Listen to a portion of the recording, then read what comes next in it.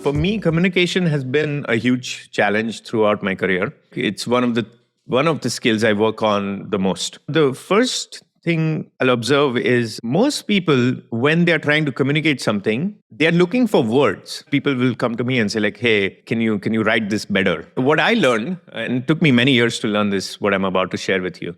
What I learned is that when you're starting to think about communicating something, you should not be in the domain of words. Don't think about the words. Don't think about, oh, what is a better word, or how do I frame this sentence more clearly, or how do I shorten this? No, no, no.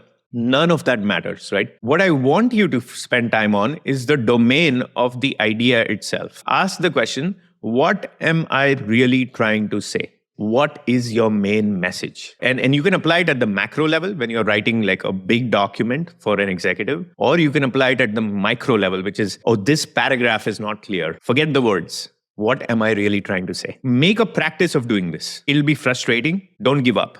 Because only when you can get clarity on what you are really trying to say, can you then express it clearly to the audience. You see, most people, they're not clear in their own head what they're trying to say. So they're just like putting a bunch of words out there, and like now they're swimming in that sea of words, and so is their audience, right? So start there, because what happens once you do that is once you have clarity, you will find that the words just take care of themselves. This applies to verbal communication as well. So another tip I will share is I've always struggled with concise, powerful verbal communication. I still struggle with it. And one of the tactics I found useful is early on in the day, I actually would go through all my meetings for the day, and I would just spend 10 minutes basically looking at each meeting and spending 30 seconds or 1 minute on each meeting and thinking about what is my main goal out of this meeting. And then just asking, what is it that I want to make sure gets communicated to the other person or persons. But just going through that exercise made me much clearer when I walked into the meeting room or I opened the Zoom room, because